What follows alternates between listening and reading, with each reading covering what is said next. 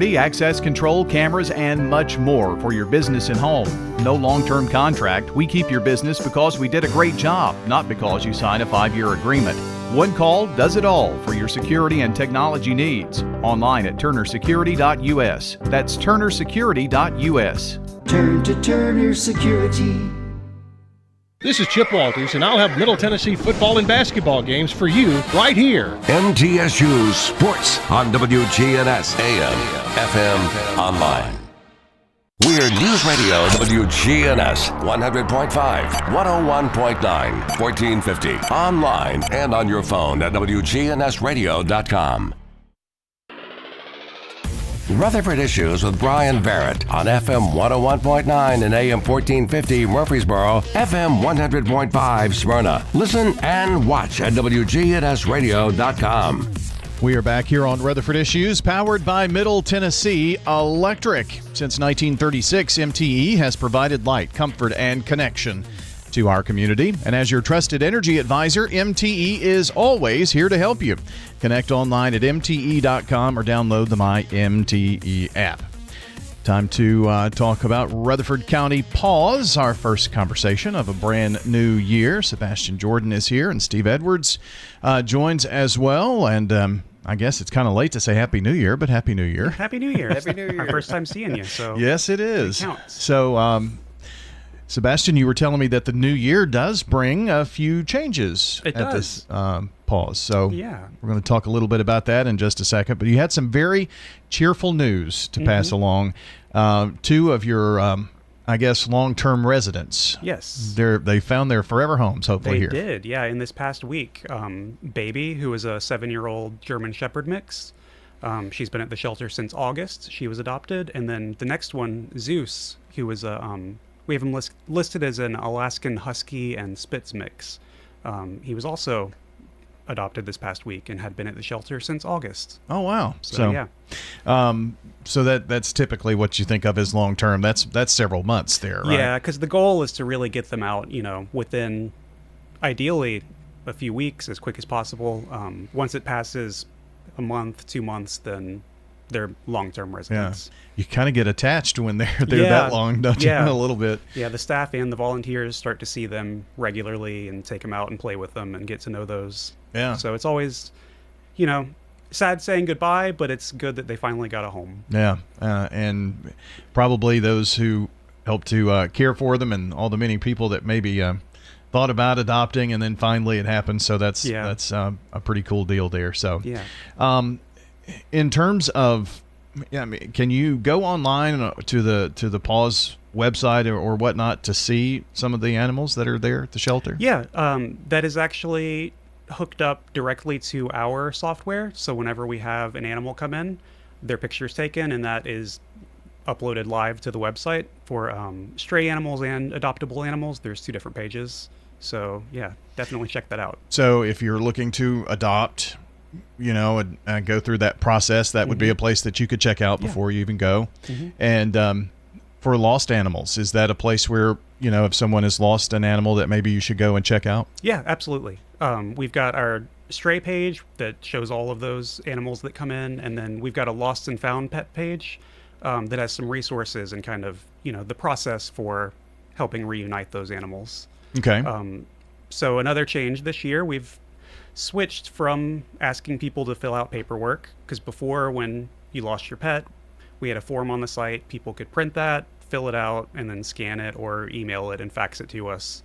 And so a lot of steps, a lot more paperwork, and wasn't necessarily leading to more reunification. So as of this week, we've switched to leaning on another service, Petco Love Lost, which is part of Petco's nonprofit. So you go there, you put in where you lost your pet, the address that they were last seen, the date that you lost them, and a picture. And that goes into that database and pulls from multiple different sources. It's hooked up to our shelter, other shelters, next door, things like that. Okay. And shows all of the pets that match that search. So hopefully that, helps lead to more reunification, cuts down on some of the paperwork and the steps involved, and gets you directly seeing all the pets that have been lost. Sounds like that it's much more collaborative with all of those sources coming in, so, and that's for lost or found. So if you've found a stray animal and, can put that information out there, it could help lead to reuniting. But I guess you could also search to see, if you lived in the Blackman area and you found a black Chihuahua and you look on that site. How do you get to that, by the way? It is petcolove.org/lost. Okay. We've also got a link on our site on the Lost and Found Pet page. Okay. And we have implemented a new thing. We've got a tablet in our lobby specifically set up for accessing that. So if people, come to the shelter, check the stray area to see if they have found their pet, or we found their pet, on their way out, if, their pet wasn't at PAWS, they can stop at that tablet and quickly just input the information and have that go in there. Mm-hmm. And so that's, if there is a stray that comes in, does it go onto that page too? Do you all use that? Yes. Okay. Yeah. So that is automatic. So any stray that we get, it goes to our website on the stray page and to Petco Love Lost. Very good. Yeah.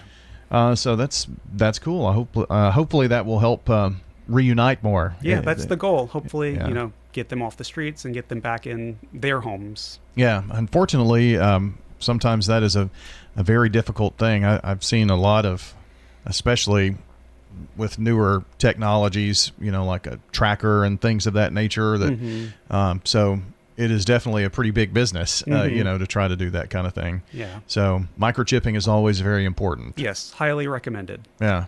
So what happens if an animal comes in? You check for the microchip. Does that microchip tell you? It gives you the contact information, I guess, right? It gives the registration for when the animal was first adopted with the microchip. Very good. So phone number, address, and who inserted the microchip as well. So the registration. So if, an owner gives the pet away or rehomes it and doesn't update that information, we can go to the microchip issuer and see if, they know any kind of information about the chain of custody for that animal. Very important to update that. Yes. Like if you move, something like that, phone numbers, contact information. So absolutely. Just had my pup over right after Christmas. He got his microchip and he's ready to go. So you never know about that wild animal. But anyway, speaking of wild animals, Steve Edwards is here. Hello. How'd you like that? I like that. Yeah, I like that a lot. The cat man, you had to bring the handler with you today, though, I noticed. Yeah. Yep. You've been out of control in this new year? Oh, I stay out of control. So how's it been going with all the volunteers there at PAWS? We need more. We still don't have a volunteer coordinator, but Sebastian is helping out with that. And just taking care of cats. And, I had a couple yesterday that I haven't been able to get them to come out of the kennel is two separate sections. One side is the litter side, and the other side is like for the display, because there's a glass that you can see from the lobby. And these two cats are a bonded pair. They're same age, probably brothers, but they never would come out and let me pet them. Well, yesterday I got to messing with them, and one of them came out. And the gray one, there was the orange one. The gray one wouldn't come out for nothing. And finally, he came out when I got a little toy with feathers on it. And then they both started playing. And that's just exciting to me to get them to come that far. Because the first time I saw them was last week. And like I said, it was good. Yeah. Very good. Cats are a little bit different when they're not in their habitat for whatever reason. Strangers, it takes a lot to gain trust from a cat, doesn't it? And the dogs are kind of the same way, because they're in a kennel. It's not that big, and they have room but they get taken out and get walks. The employees there take them out and let them run and play and throw a ball and this and that, so they get their exercise. You don't walk a cat, though. No, you don't walk a cat. Cats are cats. Yeah. It's just amazing how completely different animals that they are, you know. And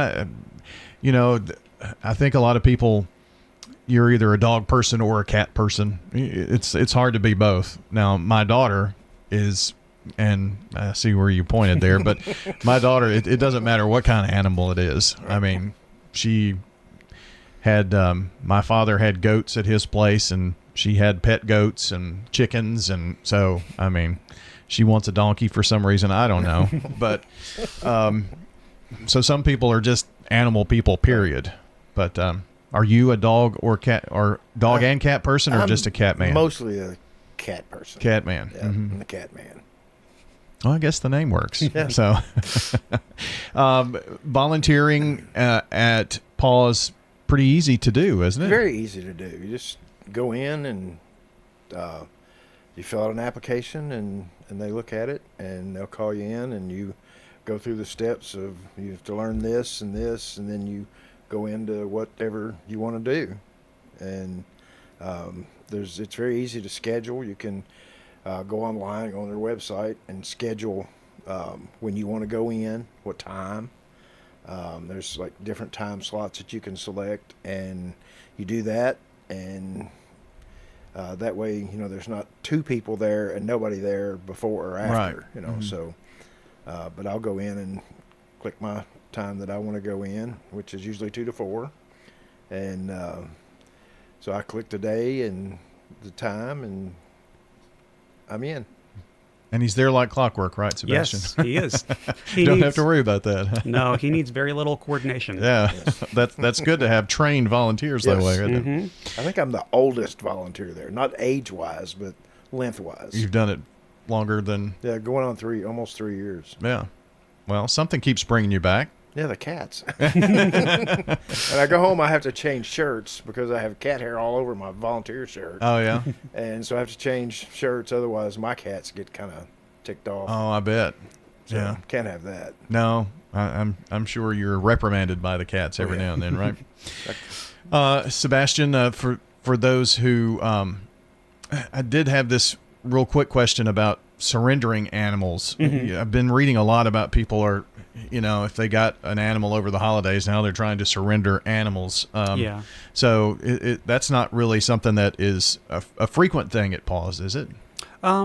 It happens pretty often. Does so it? we take in 20 to 60 animals per day. A lot of those are found as strays, but Wow. a good chunk can be surrenders. We do surrender by appointment only, though, just to, try to reduce stress for everyone involved and make sure one animal in at a time, and they kind of get acclimated to that environment. Otherwise, there's an influx, Yeah, 20 you don't at a want- time or something like that. Yeah, freaking Okay. out all at once. Well, appreciate the work that you guys do, Rutherford County PAWS. You can get to Rutherford County PAWS from the Rutherford County website, government website, and we'll put a link on the podcast as well coming up. And Steve, you want to tell us who came with you today? I know she didn't want to talk, but... Yeah, she don't want to talk, but it's my wife. We've been married for quite a while. Got an anniversary coming up, All right. and we're both retired and both do volunteer work and just living the dream. Well, that sounds fun. Well, Hanging out with kitty cats. have a happy anniversary coming up. I don't know how you do it. But anyway, thanks for joining us here on the show today, and we'll be back here next time for Rutherford Issues. This is Lenny Farmer with Jennings & Ayers Funeral Home. Did you know that you